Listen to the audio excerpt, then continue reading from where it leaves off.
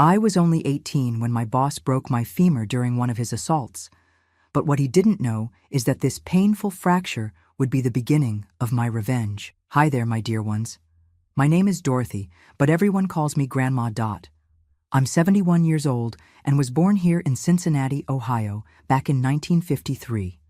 Today, I'm going to tell you a story I've kept in my heart for over 50 years, a story I never told even my own children. Before I really begin, I'd like to ask everyone to subscribe to Grandparents' Tales and give this video a thumbs up. I'd also love to know where you're watching my life story from and how many children or grandchildren you have. That would make me so happy. It was 1971 when it all began. I had just turned 18 and needed to work to help out at home. My father had died the year before in a construction accident, and my mother was left alone with me and my 3 younger siblings. The Social Security benefits we received barely covered the rent on our little house in the Riverside neighborhood. "Dorothy, you're the oldest," my mother would say, holding back tears. "I need you to help me support this family." I understood. At 18, I already knew that life wasn't easy for those who were poor. I went door to door looking for work. At the downtown stores, they always told me I needed experience. At family homes, they wanted someone older, more reliable. I was almost giving up when a neighbor told me about Johnson Textiles. "They hire young girls there," she said. "It's hard work, but they pay on time every month." Johnson Textiles was located in the Industrial District, a large gray building that manufactured fabrics for the region.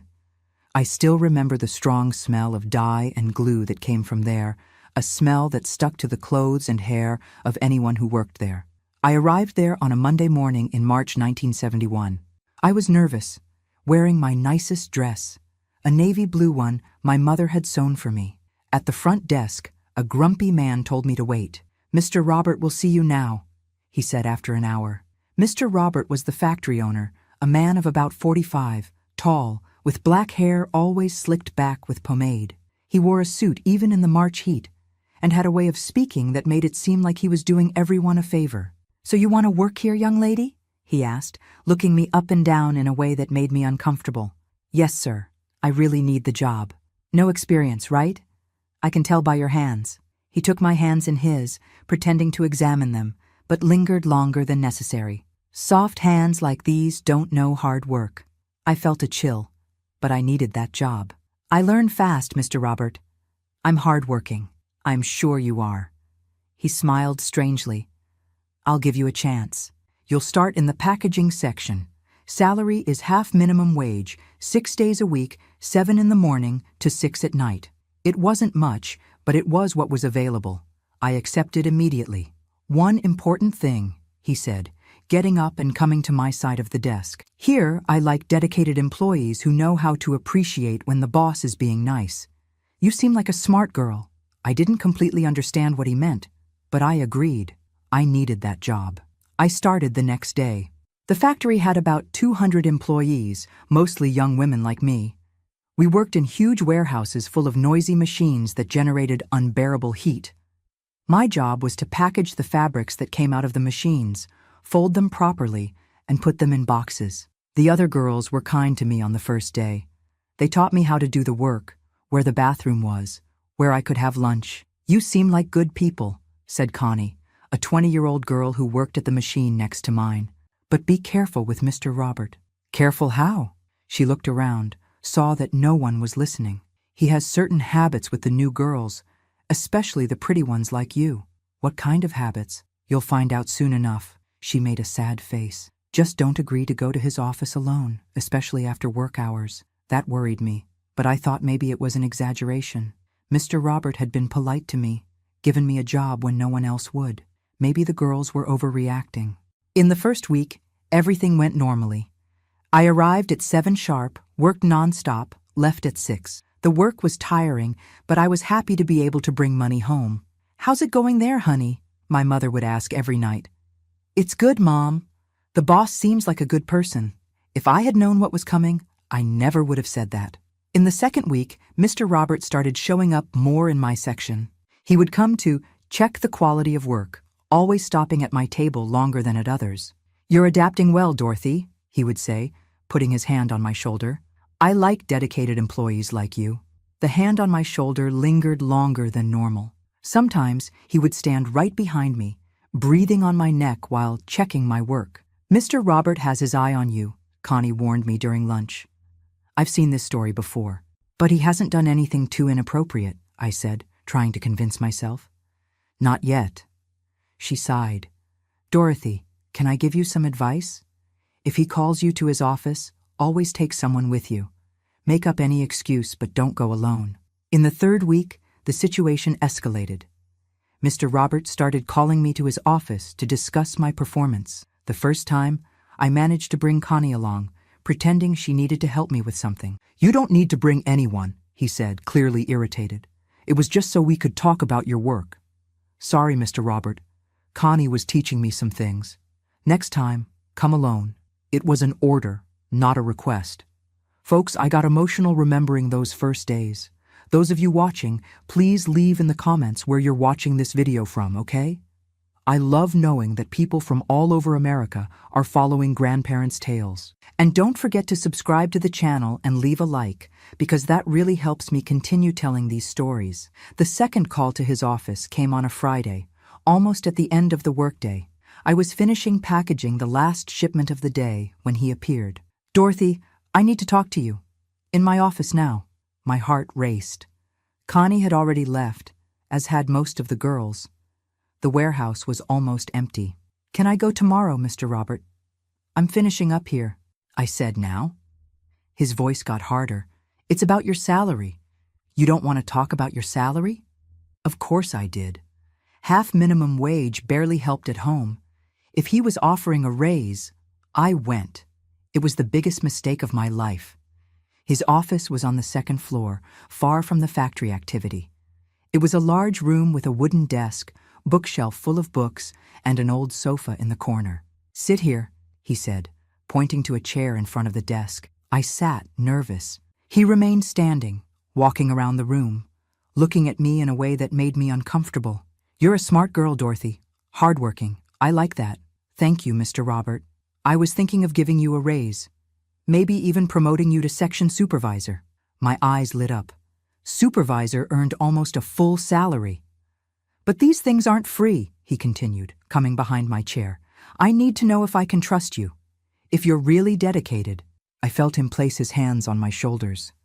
They were heavy, hot hands that squeezed firmly. I am dedicated, Mr. Robert. I work properly. It's not just work I'm talking about. His hands moved down my arms. I'm talking about loyalty, about gratitude. That's when I understood what Connie had tried to warn me about. My heart raced. My hands got sweaty. Mr. Robert, I think I should go. You're not going anywhere. His voice changed completely, became threatening. Do you know how many girls would like to be in your place? How many line up to work here? I know, but nothing. He came in front of me, preventing me from getting up. Do you want this job or not? I do.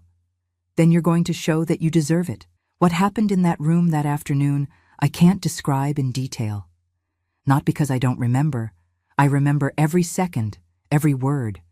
But because some things are too heavy to be put into words. He hurt me. He humiliated me. He made me understand that there, in that factory, I wasn't an employee. I was his property.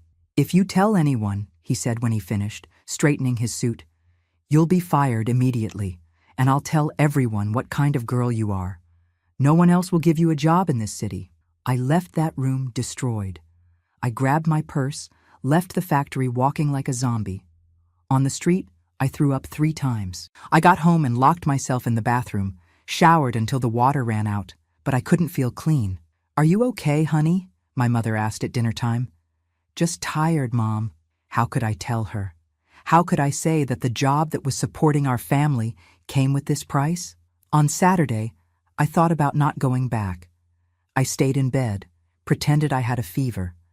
But on Sunday, seeing my mother count and recount the few coins we had, I knew I had no choice. Monday, I returned to the factory. Mr. Robert greeted me normally in front of others, as if nothing had happened. But in his eyes, I saw something new, a satisfaction, a power he knew he had over me. Good morning, Dorothy. I hope you rested well over the weekend. Good morning, Mr. Robert. Later I need to talk to you about that matter we discussed Friday. That matter. As if it were just any business. A work conversation. Connie noticed something had changed in me. What did he do? She asked during lunch. Nothing, I lied. We just talked about work. Dorothy, she held my hand. I know when a girl has been through this. It's written all over your face. I started crying. There, in the middle of the noisy factory cafeteria, I broke down. He said if I tell anyone, I'll be fired, I whispered. And you believe him? I can't lose this job, Connie. My family needs it. She sighed deeply. That's how he gets away with it. He targets girls like us, who have no choice. Others have been through the same thing. All the pretty ones he hires. Some endure it for a while, others quit soon. But he always finds new girls. That conversation opened my eyes to a reality I didn't want to see. It wasn't just me. It was a system, a routine. Mr. Robert used the necessity of poor girls to satisfy his sick desires, and I was just another one on the list. Now get ready. This life story of mine is going to shock you, so go ahead and like the video. Let's help Grandma here get this video out to the whole world. The weeks that followed were a nightmare I relived every day. Mr. Robert had established a diabolic routine. Every 2 or 3 days, he would call me to his office at the end of the workday. Always with the same excuse of discussing work. Always with the same veiled threat if I didn't show up. Dorothy, I need to see you at 6:30, he would say casually, passing by my table during the day. We need to discuss your productivity. Productivity. As if that had anything to do with work. I tried to make excuses, tried to postpone, but he always found a way to pressure me. You want to keep working here, don't you? Was all he needed to say. My life became a silent hell. During the day, I tried to concentrate on work, pretend everything was normal. I talked with the other girls, had lunch in the cafeteria, fulfilled my work hours. But inside, I was dying a little each day. At home, my mother started noticing changes. You're getting thinner, honey, she said one night, serving me dinner. And those dark circles. It's the work, Mom. It's demanding. But you're earning properly, right? You're not having trouble there? If she knew what kind of trouble I was having. But how could I tell her? How could I explain that the money I put on the table every month came with a price no daughter should pay? At work, Connie tried to help me however she could. Sometimes she would invent emergencies to get me out of his office. Other times she would stay nearby when he approached me. But she couldn't always be there. You need to report him, she insisted. This can't continue. Report to whom, Connie? He owns the factory. He knows all the important people in the city. To the police. Will the police believe a poor girl against a respected businessman? It'll be my word against his. It was 1971, folks. Women still had no voice in these matters, especially poor women, without education, without influential family. I knew that if I tried to report, I would be the one who came out looking like a liar, like someone trying to take advantage of the boss. The abuse kept getting worse, more violent, more degrading. Mr. Robert was getting bolder, crueler. It was as if impunity made him increasingly brave. In May 1971, he installed a new lock on the office door. So we can have more privacy in our conversations, he said, smiling in that disgusting way. Privacy. The word made me nauseous. It was around this time that I started having nightmares. I would wake up in the middle of the night, sweating cold, with the feeling that he was in my room. I lost my appetite, lost weight, lost the will to live. Dorothy, you don't look well, my mother said one June morning. Maybe you're sick? I'm fine, Mom. You're not fine at all. I'm going to schedule a doctor. You don't need to, Mom. It's just tiredness. How could I explain that my illness had no remedy at the pharmacy? That what was killing me inside wouldn't show up on any exam? At work, I tried to get closer to other girls, see if anyone else was going through the same situation. I discovered it wasn't just my paranoia. Other girls were also being called for conversations with Mr. Robert. There was Marlene, 19 years old, who had started 2 months after me. I saw in her eyes the same fear I felt. There was little Rosa, even younger, who always left his office with red eyes from crying. We could unite, I thought, report together. But when I tried to talk to them, they all denied it. Fear was greater than courage. They all needed the job. All had families to support. All knew he had too much power to be confronted. Mr. Robert perceived our desperation and used it in his favor. He knew exactly which buttons to press to keep us submissive. "Do you know what happens to girls who make scandals?" he said during one of the torture sessions. "They get marked. No decent man wants to marry a girl who's been talked about. No boss wants to hire someone who causes trouble. Marked, talked about. The words every girl of that era feared hearing. You're a smart girl, Dorothy. You're not going to ruin your life over nonsense. Nonsense." He called it nonsense. In July 1971, things got drastically worse. Mr. Robert started calling me not only at the end of the workday, but also during lunch hour. "To advance our conversation," he would say. This meant I went without eating, because the 50 minutes of lunch were spent in his office. I would return to the afternoon work hungry, in pain, wanting to die. The other girls started to notice. It was impossible to hide what was happening when I returned from lunch with wrinkled clothes, messy hair, red eyes. "Dorothy, you can't continue like this," Connie told me one day. "You're going to end up going crazy." Maybe I already was. I started having hallucinations, hearing voices, seeing Mr. Robert even when he wasn't there. The constant fear was destroying me inside. It was in August that he escalated to another level. Not satisfied with abusing me in the office, he started inventing urgent deliveries that I had to make to his house. "I need you to take these documents to my residence," he would say, handing me an envelope. "It's urgent." His house was in an upscale neighborhood, a white mansion with a well-maintained garden. The first time I went there, I still hoped it was really a work delivery. How naive I was. At his house, with no one around, without risk of being interrupted, he felt even more comfortable doing whatever he wanted with me. It was worse than at the factory, because there I knew that at some point I would have to leave, that other employees might show up. At his house, I was completely at his mercy. "Here no one can interrupt us," he would say, locking the door. "We can have more time for our conversations." More time meant more suffering, more humiliation, more moments when I wished I could die. I started missing work. I would make up illnesses, fake fainting spells, anything to avoid facing that routine of horror. But he always found a way to punish me for the absences.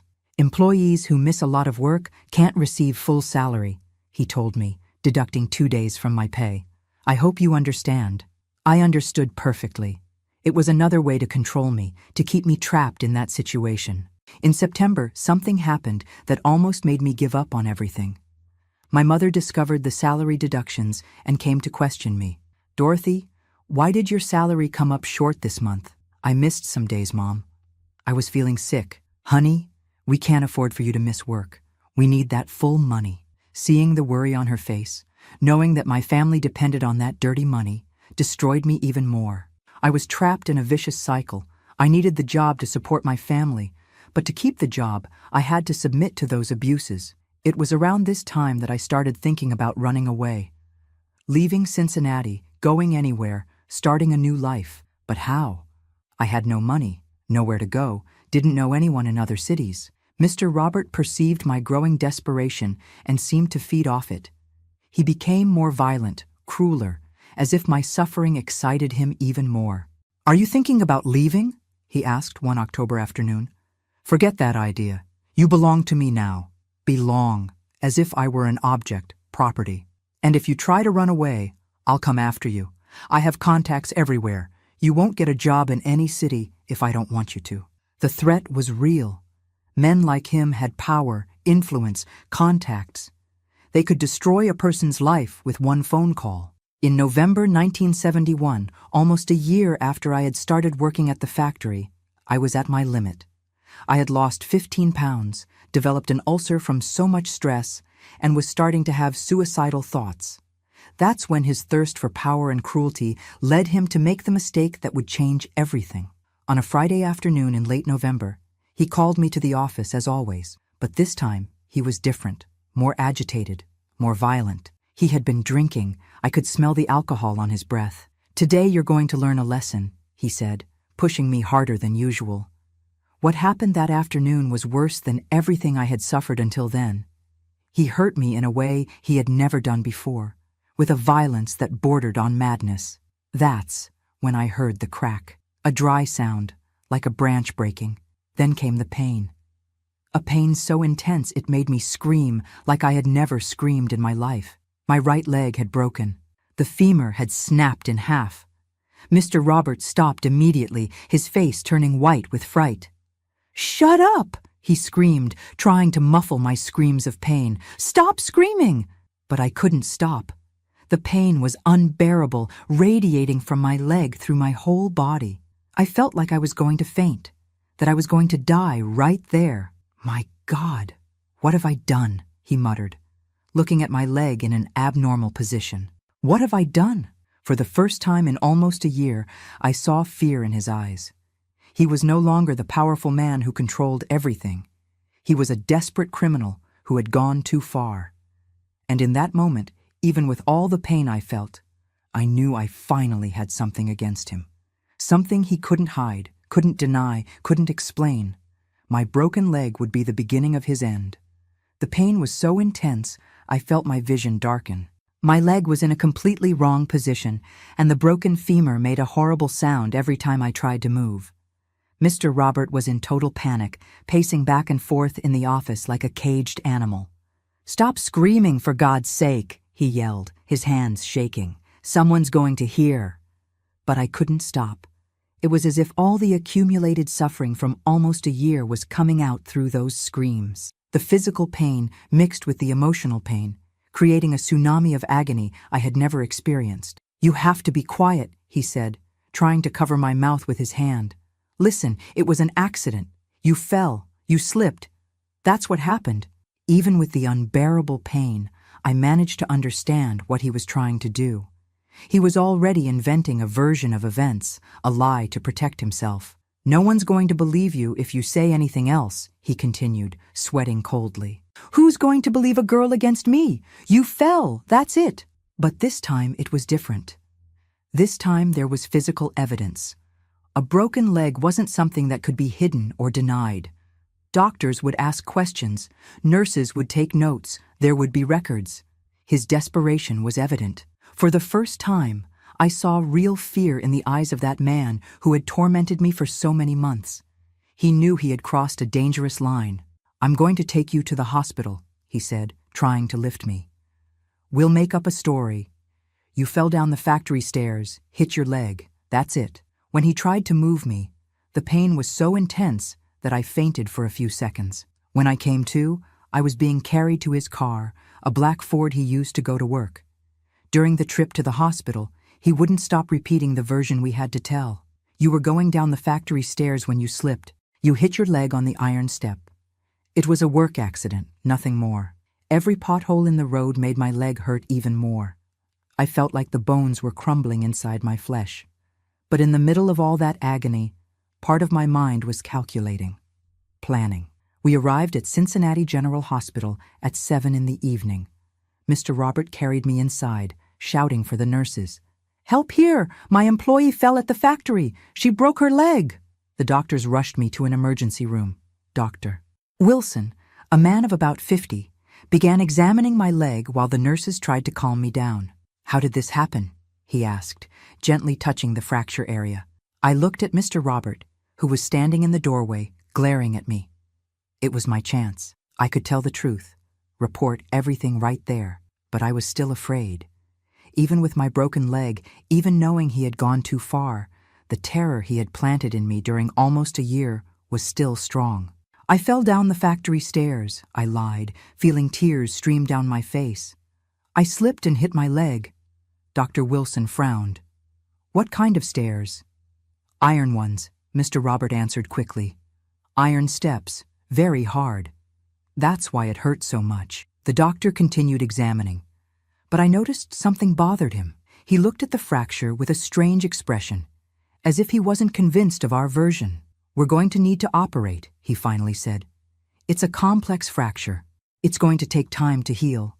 Operate. That meant I would be hospitalized, away from Mr. Robert, away from the factory. For the first time in months, I felt something like relief. How many days in the hospital? Mr. Robert asked, trying to seem concerned. At least 2 weeks for surgery and initial care. Then you'll need physical therapy for months. I saw Mr. Robert's face turn pale. Months without having me under control. Months when I would be talking to doctors, nurses, other patients. Months when he couldn't threaten or intimidate me. I'll notify your family, he said, trying to maintain the appearance of a concerned boss. They need to know about the accident. When he left to make the phone call, Dr. Wilson approached me. Dorothy, can I ask you a personal question? My heart raced. You can. This fracture, the pattern is very strange for a simple fall. It looks more like direct trauma, very great pressure applied to the leg. He knew. Somehow, the doctor knew this hadn't been a common accident. Did anything else happen that you didn't tell me? It was my chance. Here was an educated, respected man who could help me, who could believe me, but fear was still stronger. No, doctor. It was what I said. He looked at me for a long time, then sighed. Okay. Let's take care of your leg first. The surgery was performed the next morning. When I woke up from anesthesia, my mother was beside the bed, crying. My daughter, how did this happen? I fell at the factory, Mom. Mr. Robert said he's going to pay for all the treatment. How good that you have such a generous boss. Generous. If she only knew. But in the days that followed, hospitalized in that hospital, something began to change inside me. Away from the factory, away from Mr. Robert's constant threats, my mind began to function differently. The nurses were kind to me. The other patients talked, told stories, treated me like a human being. I had forgotten what it was like to be treated with dignity. Mr. Robert showed up every day, always with flowers or fruit, playing the role of concerned boss. But when we were alone, he showed his true face. I hope you're not thinking about saying nonsense to anyone, he would whisper when no one was listening. Remember that your family still needs me. But his threats began to sound empty. He was nervous, insecure. I saw in his eyes that he was afraid I might change my version. On the 5th day of hospitalization, something happened that changed everything. Dr. Wilson came to talk to me again, but this time he brought someone with him. A woman of about 40, very serious. Dorothy, this is Dr. Sarah, our psychologist. She would like to talk to you. Psychologist. My heart raced. Why did they want me to talk to a psychologist? It's routine, Dr. Sarah explained. We always talk to patients who have suffered trauma, to help with recovery. We were alone in the room. She pulled up a chair and sat very close to my bed. How are you feeling, Dorothy? My leg is hurting less. I'm not talking about your leg. I'm talking about you, as a person. The question caught me off guard. No one had ever asked me how I felt as a person. I don't know. Normal, I guess. Dr. Wilson told me that your fracture is quite unusual. He has experience with work accidents and said he's never seen anything like it. I felt my blood freeze. But that's what happened. I fell down the stairs. Dorothy, you know you can tell me the truth, right? Nothing you say here will leave this room without your permission. For a moment, I thought about telling everything, but fear was still too strong. It was an accident, doctor. She looked at me for a while, then sighed. Okay. But if you change your mind, you can call me anytime. That night, I couldn't sleep. I kept thinking about the conversation with Dr. Sarah, Dr. Wilson's suspicion, Mr. Robert's nervousness. For the first time in almost a year, I felt a glimmer of hope. Maybe I wasn't as alone as I thought. Maybe there were people willing to help me. On the 7th day, I received an unexpected visit. Connie showed up at the hospital, bringing flowers and a worried expression. Dorothy, how are you? Everyone at the factory is talking about your accident. I'm better. I'll be back to work soon. Are you sure it was an accident? She asked quietly, looking around. Why do you ask that? Because I've known you for almost a year. I know how you walk, how you go up and down stairs. You're very careful. You're not the type who trips. Connie was giving me an opening. A chance to tell the truth to someone who already knew, who already suspected. Connie, he did this to you, didn't he? The tears began to fall. I couldn't hold them back anymore. He said, if I tell, he'll fire me. He'll spread that I'm a tramp. My family needs the money. Dorothy, look at yourself. Look where you are. You almost died. How far does this man have to go before you react? She was right. I had hit rock bottom. I couldn't go any lower. But what can I do? Who's going to believe me? I'm going to help you. You're not alone in this. In that conversation with Connie, I made the decision that would change my life forever. I wasn't going to accept being a victim anymore. I wasn't going to let my fear control my choices anymore. When she left, I called the nurse. I want to talk to Dr. Sarah. It's urgent. Dr. Sarah arrived half an hour later. She sat in the same chair with the same understanding expression. Changed your mind? I did, and I told everything. Every abuse, every threat, every humiliation. I told about the other employees who went through the same thing. I told how he used our economic necessity to keep us trapped. She listened to everything in silence, taking notes, asking specific questions. When I finished, I was exhausted but relieved. For the first time in almost a year, I had told my truth to someone. Dorothy, you were very brave to tell me this. Now you need to decide what you want to do. What can I do? You can report. We have medical evidence of violence. We have your testimony. I can put you in contact with lawyers who work with cases like this. What if no one believes me? Some people won't believe you, but others will.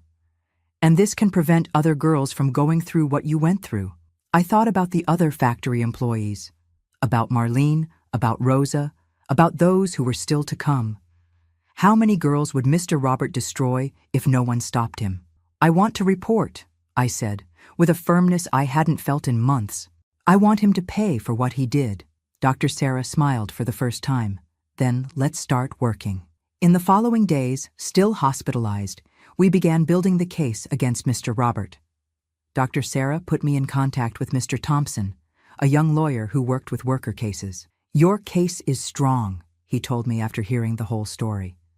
We have medical evidence, witnesses, a pattern of behavior. We can sue for assault, sexual harassment, and a series of other things. But he has money, influence, and we have the truth. Sometimes that's enough. Mr. Robert continued showing up at the hospital, increasingly nervous.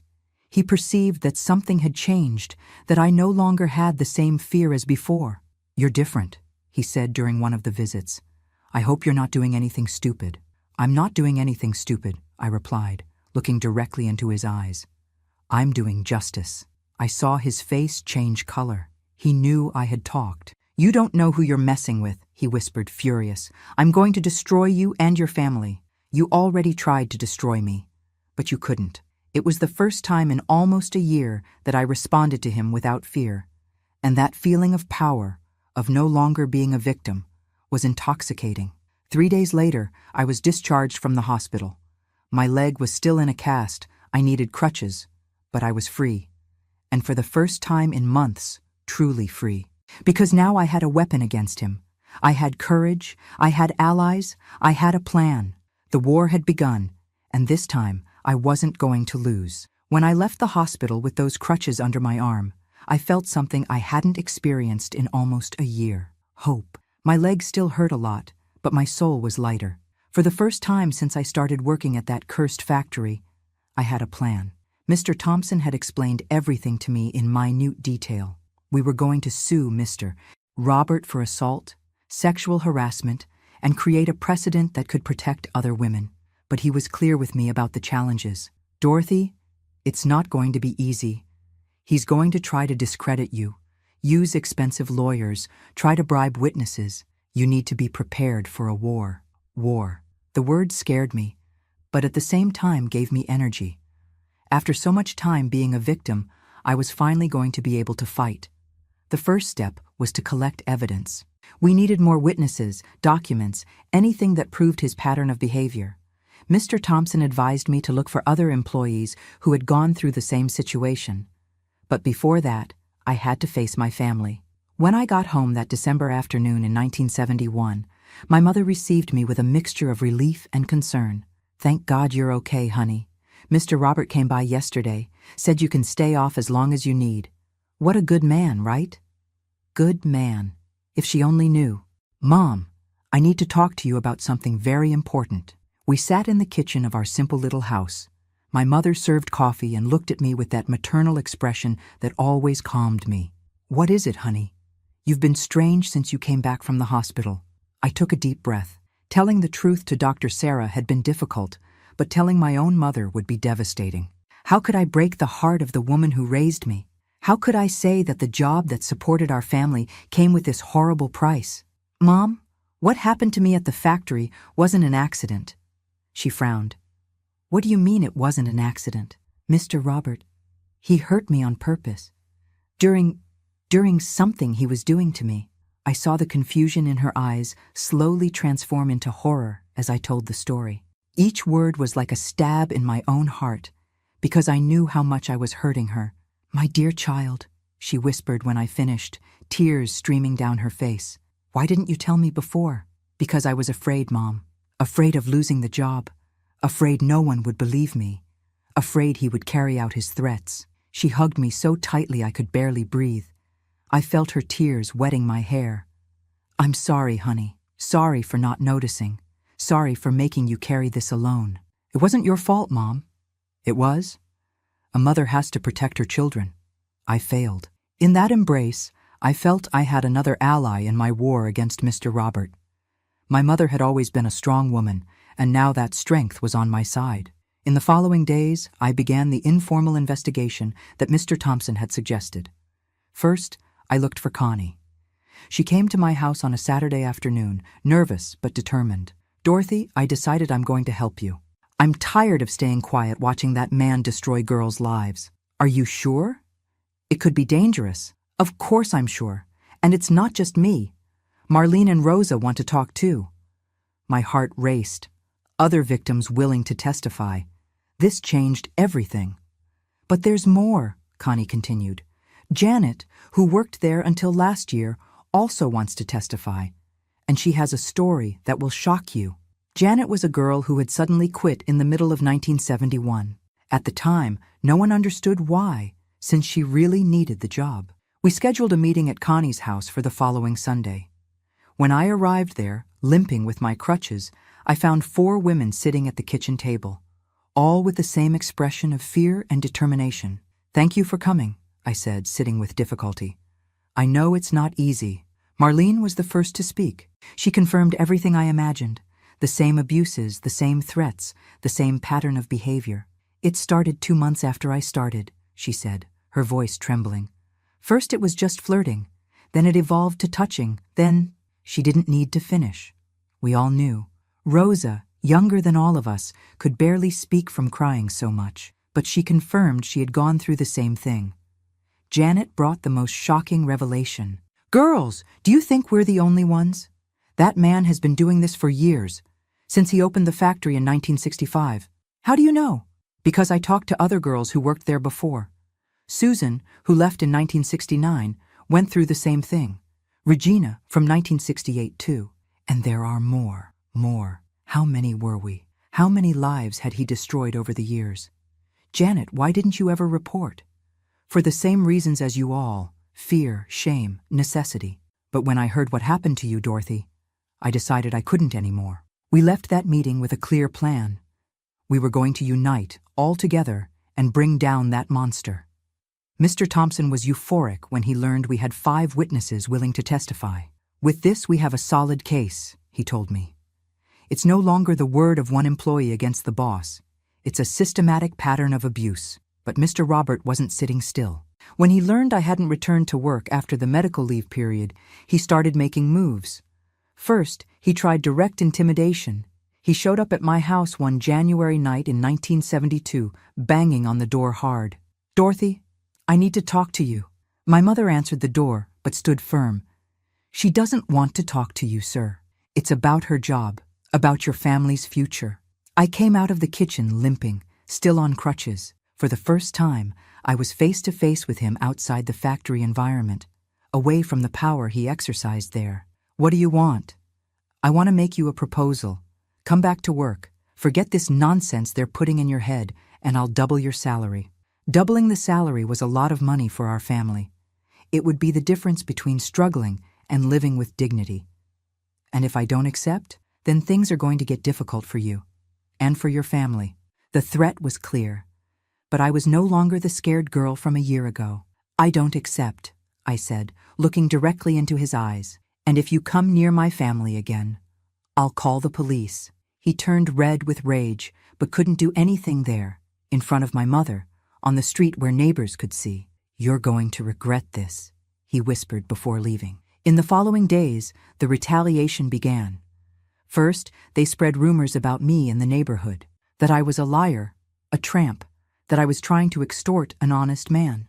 "Ignore that gossip," my mother advised me. "Those who know you know what kind of person you are." But the gossip hurt. Seeing neighbors who had known me since childhood whispering when I passed by was painful. Then came the economic threats. Mr. Robert had influence in local commerce and began pressuring suppliers not to sell on credit to my family. "Mrs. Mary," the grocery store owner told my mother, "I'm sorry, but I can't do credit accounts for you anymore." "Why, Mr. John? We always pay on time." Orders from above. Orders from above. Mr. Robert was using his economic power to strangle us financially. But Mr. Thompson had predicted this. "It's typical," he explained to me. "When powerful men feel threatened, they use all available resources." In February 1972, we finally filed the lawsuit. Mr. Thompson had prepared everything meticulously: victim testimonies, medical reports, evidence of the pattern of behavior. The lawsuit caused a scandal in the city. Nothing like this had ever happened in Cincinnati. An employee suing her boss for sexual harassment was unprecedented. The local newspapers covered the case, always carefully. "Employee accuses businessman of assault," read the headline in the Cincinnati Enquirer. The reaction was immediate and violent. Part of society sided with Mr. Robert. After all, he was a respected businessman, created jobs, attended church. "That girl is an opportunist," I heard a lady comment at the pharmacy. "She wants to take advantage of a good man." But another part began to question.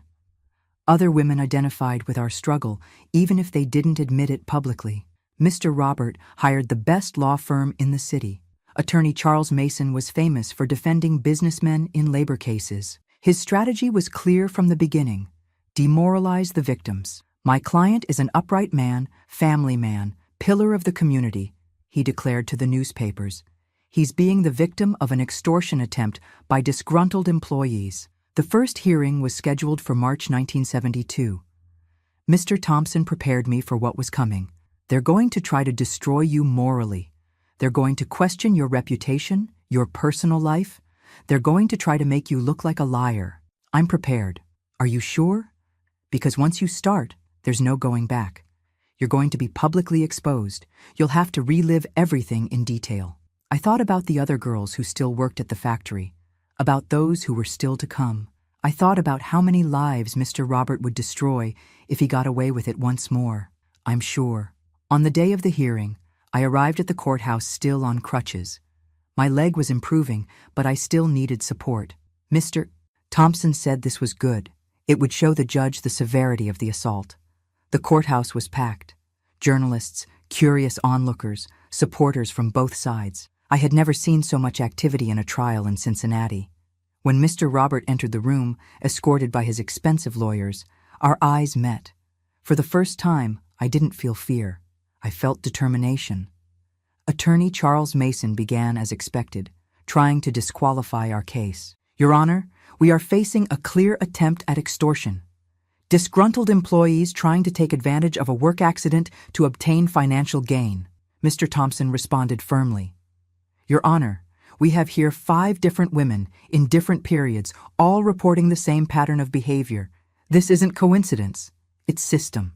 When it was my turn to testify, I felt my heart race. There I was, a poor 19-year-old girl, facing one of the most powerful men in the city. "You may begin, miss," said the judge, Judge Robert Hayes. I told everything. Every abuse, every threat, every humiliation. I felt tears streaming down my face, but kept my voice steady. This was my chance to be heard, and I wasn't going to waste it. When Attorney Mason began to interrogate me, he tried to confuse me, make me contradict myself. "Don't you find it strange that you never reported before? Why only now, after the accident?" "Because I was afraid. And because only now did I find people willing to help me." "Aren't you making up this story to get money?" "If it were for money, I would have accepted the proposal he made to double my salary." I felt I had scored a point. Mr. Thompson had prepared me well. The other girls testified throughout the week. Each testimony confirmed the pattern, showed they weren't isolated cases. The most impactful moment was when Janet revealed the real extent of the problem. Your Honor, I spoke with at least 8 women who went through the same situation at that factory. Some left the city out of shame. 8 women. Even more than we had imagined. Mr. Robert tried to deny everything, of course. He said we were liars, that he was being the victim of a conspiracy.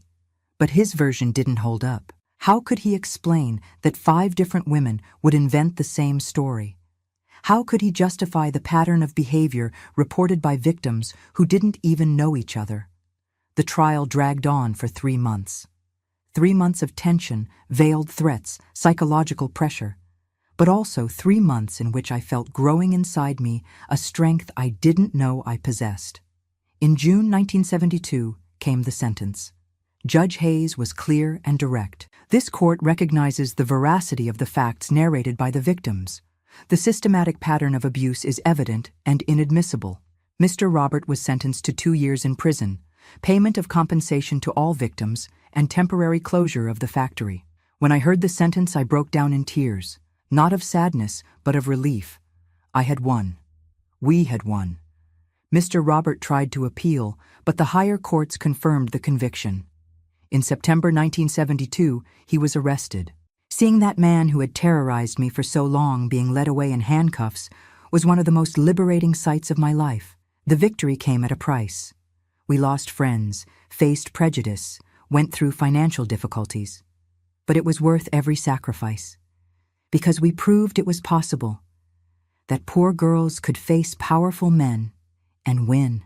That justice wasn't a privilege only for the rich. And mainly, we saved other girls from going through what we went through. The factory was reopened months later, but with new management and strict policies to protect female employees. Our victory echoed throughout the region. Other women were encouraged to report abuse. Other lawsuits were filed. We had planted a seed of change that would flourish for decades. After Mr. Roberts' conviction in September 1972, I thought my life could finally follow a normal course. How naive I was. The victory in court was just the beginning of an even more challenging journey. Rebuilding my life from scratch, at 19 years old, with a leg that would never be the same and a reputation tarnished by the rumors circulating around the city. The compensation I received was significant for the standards of the time. $15,000, an amount that represented almost 2 years of salary. But the money came with a high emotional price. Every cent of that amount represented a humiliation suffered, a night of terror lived, a piece of my dignity that had been stolen. Now you can rest, my mother said when the money arrived. You can take care of yourself, get proper treatment. But resting was the last thing I wanted. During those months of trial, I had discovered an inner strength I didn't even know existed. I had proven to myself that I could face giants and win. And this discovery had awakened in me an ambition I never imagined having. The problem was, what future could a girl like me build? My right leg had permanent sequelae from the fracture. I limped slightly and felt pain when I stood for too long. Jobs that required physical effort were out of the question. Besides, my reputation in the city was complicated. Half the people saw me as a hero, the brave girl who had faced a powerful man. The other half considered me an opportunist who had set up a good man. Dorothy, you could look for office work, Connie suggested in one of our conversations. With your intelligence, you'd be perfect for administrative work. I tried some offices in the city, but always ran into the same problem. My name was associated with the scandal, and many employers were afraid to hire someone who caused trouble. I'm sorry, said the manager of an accounting office, but our company values discretion. We can't take risks. Risks. As if fighting for my rights was a character flaw. It was during this time of uncertainty that something unexpected happened. Mr. Thompson, my lawyer, made me a proposal that would completely change the direction of my life. Dorothy, you have a natural talent for organization and communication. I saw that throughout the entire process. How about working with me? Working as what, sir? As a legal assistant. I can teach you the basics of law, you help me with paperwork, client service, And there's something you do better than any experienced lawyer. What's that? You understand victims. When a woman comes here suffering abuse, harassment, violence, she needs someone who understands what she's going through. Someone who's been there. The proposal moved me and scared me at the same time. Working with law always seemed something very distant from my reality. But Mr. Thompson was offering not just a job, he was offering a purpose. But I don't have enough education. Education we can get. You have something much rarer. Life experience and courage to use that experience for the benefit of others. I accepted the proposal in October 1972. My first day at the office was scary. Me, a girl who had barely finished middle school, surrounded by law books, codes, complex processes. But Mr. Thompson was patient. He taught me to organize documents, write simple petitions, serve clients.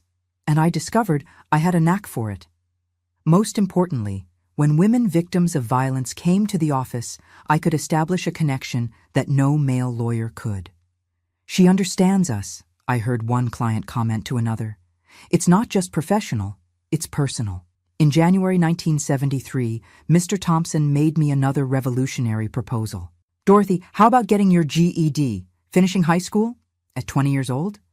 So what? It's never too late to study. With a high school diploma, you could even think about going to law school. Law school. The idea seemed absurd to me at the time. A poor girl, daughter of a dead worker, victim of sexual abuse, going to law school? That didn't exist in my world. But the seed was planted. I started my GED in March 1973, studying at night after work. It was tough. I worked from 8 to 5 at the office, then ran to school from 7 to 10 at night. My leg hurt a lot at the end of the day, but my mind was more active than ever. I discovered that I loved studying, that I had a facility for learning. You're different, my mother commented a few months later. More determined. Determined was the right word. For the first time in my life, I had clear objectives. I wanted to graduate. I wanted to understand law deeply. I wanted to use my knowledge to help other women. In 1974, something happened that completely changed my perspective on the future. A client came to the office in a situation that made me relive my own traumas. Her name was Sandra. She was 18 years old and was being abused by her boss at the store where she worked. The story was frighteningly similar to mine. He said if I tell anyone, he'll spread that I'm a tramp, she told me, crying. My family needs my salary. It was like looking in a mirror of the past. The same manipulation, the same fear, the same feeling of being trapped. Sandra, I said, holding her hand, I know exactly what you're going through, and I know it seems impossible to get out of this situation. But it is possible. I told her my story. I saw her eyes fill with hope as she realized she wasn't alone, that someone had gone through the same hell and managed to get out. Do you really think I can win? I'm sure. And I'm going to help you. Sandra's case was my first as lead assistant. Mr. Thompson gave me complete freedom to conduct the investigation, collect testimonies, prepare the strategy. We discovered that her boss had the same pattern as Mr. Robert. Other employees had been victims, but all were afraid to speak. I used the same tactic that had worked in my case: bring the victims together, show them they weren't alone, build a solid case based on the pattern of behavior. In 6 months, we achieved not only the aggressor's conviction, but also a financial settlement that allowed Sandra to move to another city and start over. Thank you, she told me on the day of the sentence. You saved me. In that moment, I understood what my true purpose in life was.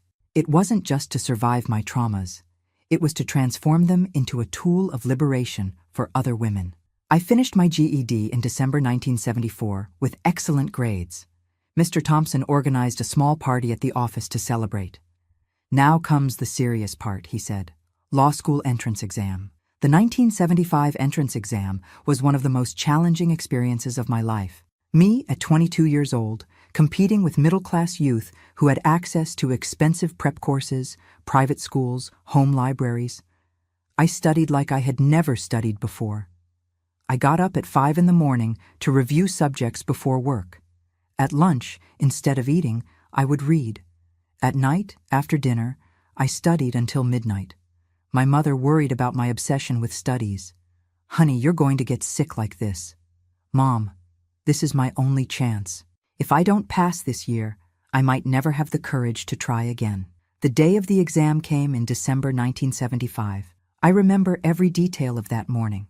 The nervousness, the sweaty hands, the feeling that my entire future depended on those few hours. The exam was difficult, but I felt I had done well, especially on the essay, where I could talk about social justice and women's rights, topics I knew not just in theory, but in practice.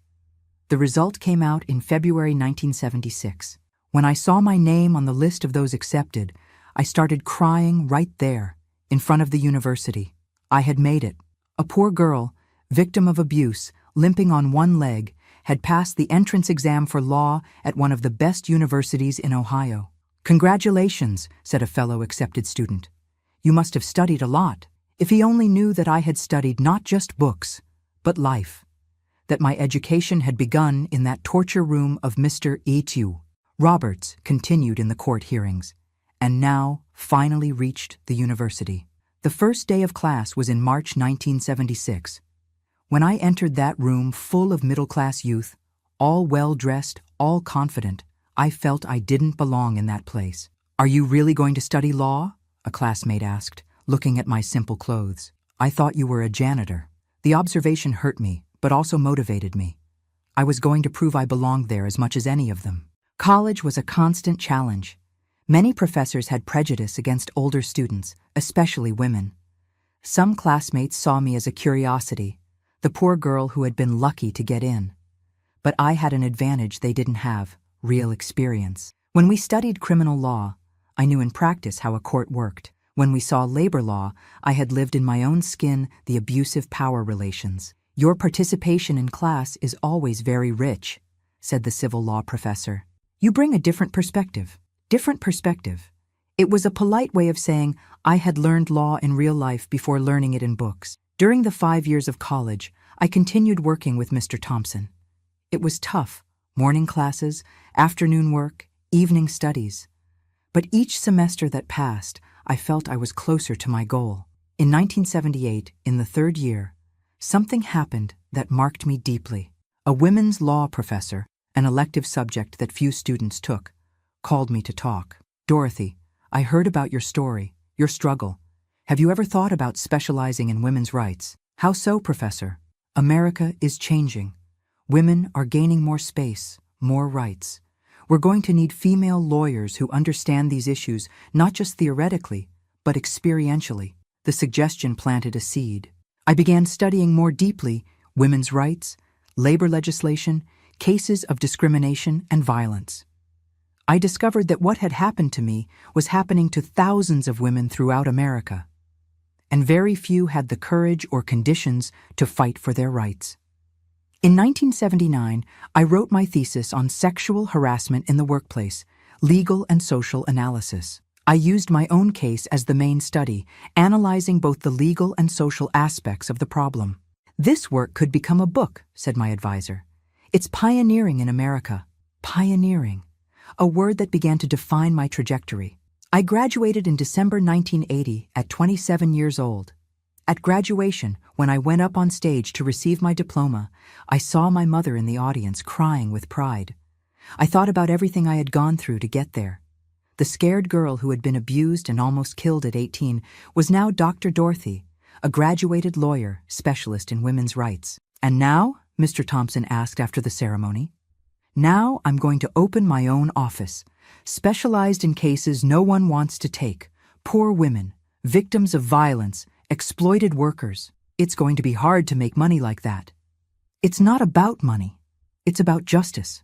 In January 1981, I rented a small room in downtown Cincinnati and put a sign on the door: Dr. Dorothy Santos, People's Law. People's Law. That's how I defined my work: law for the people, for those who had no voice, for those who had always been forgotten by the system. In the first months, I barely had clients.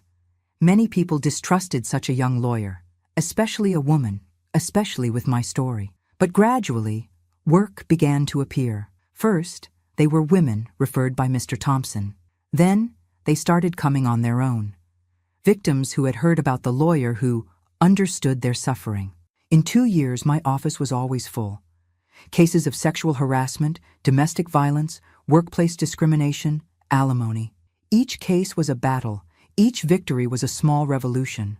"You're changing the city," said Connie, who had become my secretary. "Women are no longer afraid to report." Changing the city. Maybe it was an exaggeration, but I felt I was planting seeds of transformation. In 1983, I received an invitation that would again change the direction of my life. The state of Ohio was creating the first women's police station in the state, and they wanted me to participate in the project as a consultant. "It's an opportunity to impact thousands of women," explained the project coordinator. "Your experience would be fundamental." I accepted the challenge. For 6 months, I traveled throughout the state, training officers, training staff, creating service protocols. It was gratifying to see that my individual struggle had become public policy, that other women would have access to dignified, respectful, efficient service. But the most important work was still to come. In 1984, I decided to write a book telling my complete story. "Why now?" my mother asked. "Because other girls need to know it's possible, that you can transform pain into purpose, trauma into strength." The book took 2 years to finish. From Trauma to Transformation, A Journey of Survival and Victory was published in 1986 and caused national impact. "Your story is inspiring," said a journalist from Time magazine. "It shows that it's possible to overcome any adversity." Overcoming adversity. Yes, it was possible. But more than that, it was possible to transform adversity into fuel for social change. The book brought me national recognition. I began giving lectures throughout the country, participating in television programs, being consulted by journalists. But most importantly, women from all corners of America began looking for me. Letters, phone calls, people who traveled hours to meet me. "Your story gave me courage," each one said. "If you could do it, I can too." And they could. One by one, these women overcame their traumas, built new lives, transformed from victims into protagonists. In 1987, at 34 years old, I looked back and saw the path I had traveled. From the broken 18-year-old girl to the nationally respected lawyer, from trauma to transformation. But I knew my journey was just beginning. I still had much to do, many women to help, many battles to win. And most importantly, I had discovered that my greatest victory wasn't having survived the abuse. It was having transformed that survival into a tool of liberation for others. My right leg still hurt on cold days, reminding me where it all began. But now that pain had a different meaning. It was no longer a symbol of trauma, but of transformation, of victory. My dear ones, if you've made it this far, thank you so much for listening to me with such care. This story wasn't easy to tell, but I know it can help other people who are going through difficulties. Don't forget to subscribe to Grandparents' Tales and give this video a thumbs up because that really helps me continue sharing these life stories with you. And please, let me know in the comments where you're watching from.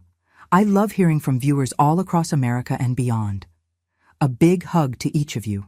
And remember, no matter how big the storm, there's always a rainbow waiting on the other side.